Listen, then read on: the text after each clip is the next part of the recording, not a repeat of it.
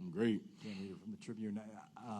Monday had to be a little bit of a whirlwind for you. Can you kind of describe the emotions of that and also just starting new at 31, 32 years old here in Chicago? Yeah, man. It definitely was a whirlwind, and but you know what?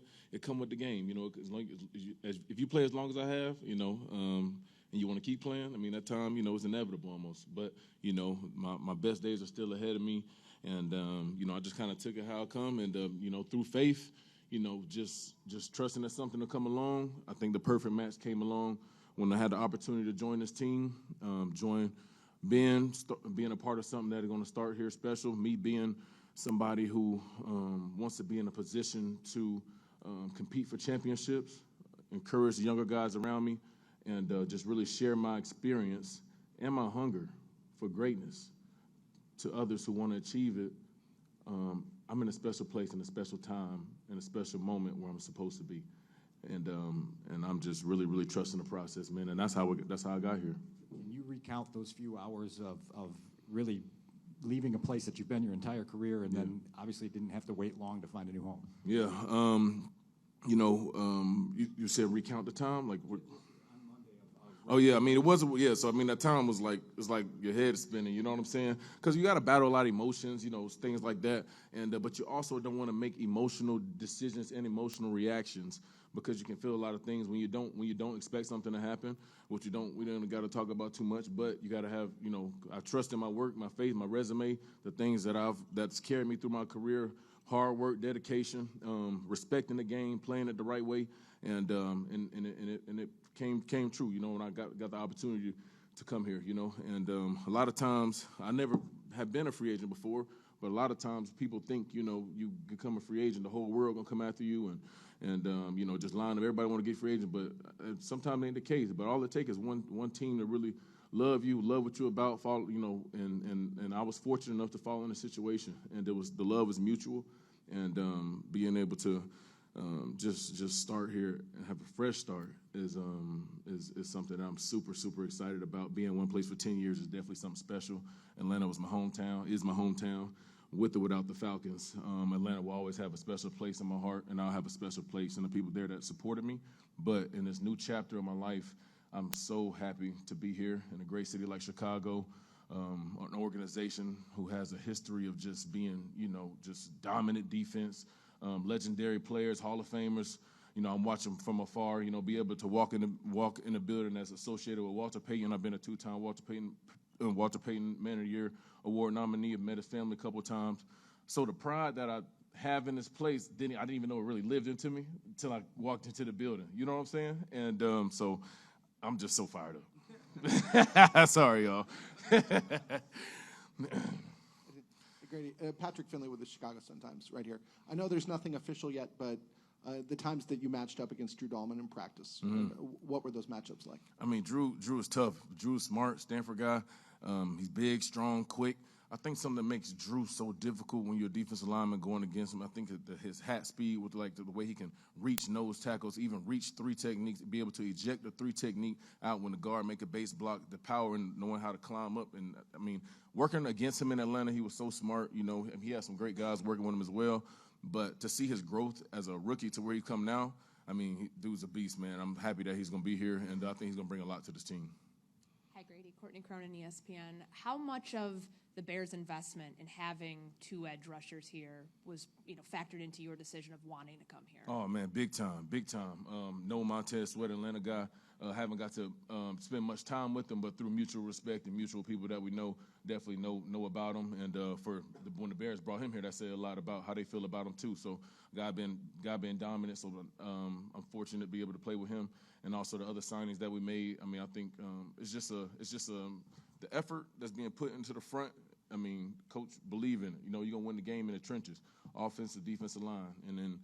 For going through training camp, going through practice, I don't have better guys to sharpen my sword against. You know what I'm saying? Because they gonna come every day and give you the all. I played against these guys, man, and it's been battles. You know, so and I know what Drew about, and then we be able to practice against each other, iron sharpen iron, and it's gonna be. I think training camp gonna be fun. It's gonna be physical. Me and Ben talked earlier. He asked him to mind a little trash talk. I go right back at it with them. So it's gonna be competitive, man. So it's some new energy, new vibes in the building, and we want it all. The edge guys always get the glory, but 36 and a half career sacks is no slouch. How have you been able to be so disruptive from the interior for the last 10 years? I think just being relentless in the pass rush. On 36 sacks, I am the franchise leader in quarterback hits as well. And I'm, sometimes guys, gotta throw that in there. Sometimes you get seasons. Sometimes where guys may have like 8 hits, but they might have 6 sacks. You're like, dang, but you might have a guy who have 20, 25 hits and have 3 or 4 sacks, but affecting the quarterback is the bottom line. Getting them off the spot, getting them uncomfortable. So to be able to be in a position from an interior standpoint, it means a lot, especially when you're going to have dominant guys from the outside coming in every direction and whatever else Coach Allen draw up, So being able to be a piece to add to this already group that's here, it means a lot. Grady, Matt Zahn, CBS Chicago over here. You said your best days, you feel like your best days are still ahead of you. Obviously, you've had some pretty good days in your career. So at age 31, what gives you the confidence that you still have your best days in front of you? Because if I didn't have that confidence, I wouldn't be sitting here. If I got comfortable after my first contract extension, I wouldn't be sitting here. If I got comfortable after my second contract extension, I wouldn't be sitting here. And at the end of the day, this new contract that I got with a new team is just motivating me, and I'm gonna be like that till the day I can't do this no more. But until that, I'm gonna always strive to be better. I'm gonna always strive to learn, and you never really figure it all out. The day you think you figure it all out is you're gonna go down, and so that's what I'm excited about, and that's what I'm confident in. My body is good, my body is strong, and my mind is hungry to learn. I'm just in a position to where I'm in a special place at the right time around the right people, and I'm super excited for what's to come. You still feel like a young guy? We about to start OTAs. We're gonna line it up. They're gonna see that strength, that speed, all that. So, you don't know me, obviously, yet, but you'll see. You get to learn, and I'm confident in my abilities to be highly productive and have my best seasons still ahead of me. Grady, I'm over here to your left. Herb Howard with the Bigs, man. You talked about trash talking with Coach. I saw a mic'd up clip with you. I was playing the Packers, and you passionately told Jordan Love to pipe down. Go ahead, finish it. What else I say? I can't. You know what I mean? I'm glad you know what I'm talking about, though. Was that just a regular football interaction, or was that something just a little bit more? Man, when you playing ball, man, doing this, being professional and being able to talk and communicate with people is something. But when you playing ball, you cross them lines, you got to be able to go in that dark place, And sometimes what happens in that dark place, it get a little crazy. You know what I'm saying? And just being a competitor. And I talked about mic'd up with some of the new media team here, and I was like, yeah, I know I got some crazy ones. And that was released. So the stuff that's not released got to be super crazy. But you got to have that dog in you. You know what I'm saying? Obviously, Jordan Love is a good quarterback. But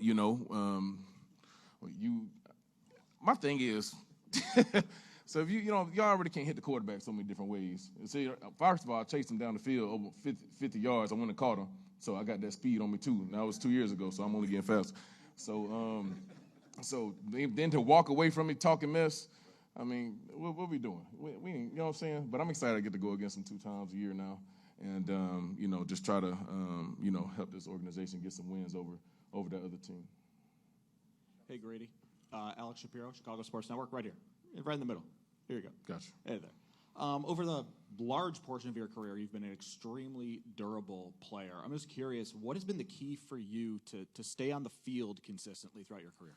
I think the work that you put in the off season, the conditioning, the training, the things that people don't see, things that you do when people aren't watching, the time that you spend away from the facility is very critical, and everything counts. Sometimes in life you think you can separate things and, maybe I do this here, but how you do anything is how you do everything.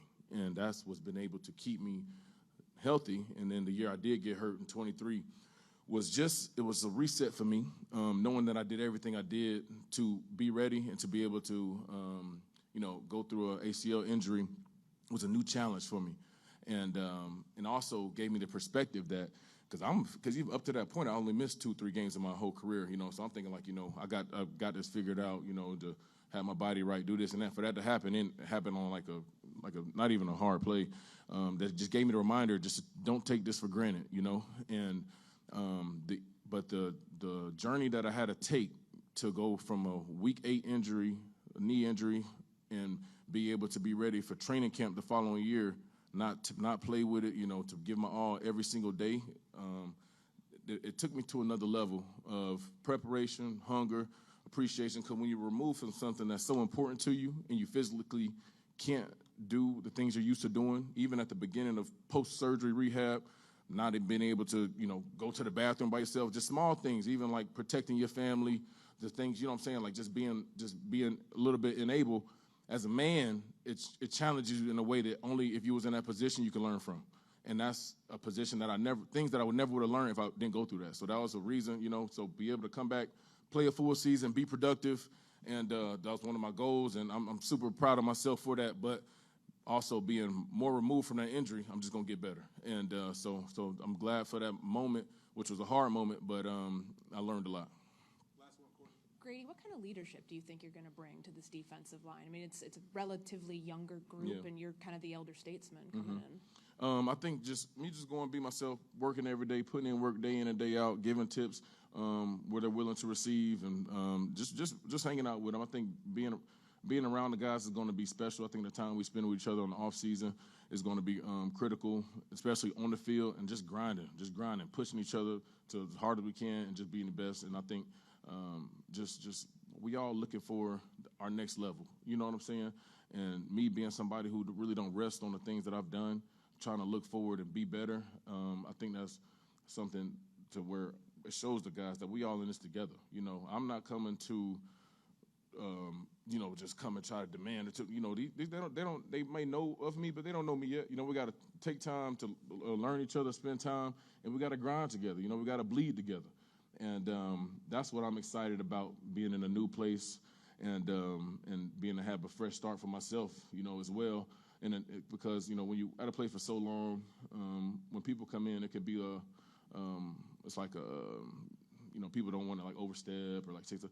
Ain't none of that here. You know, we all in it together. You know, we all in it together, and that's one thing I definitely want my teammates to know. But I'm gonna work every day, you know, and I'm never gonna ask anybody to do anything that I'm not willing to do myself. But I'm just super excited to be a part of this locker room, and that's really it.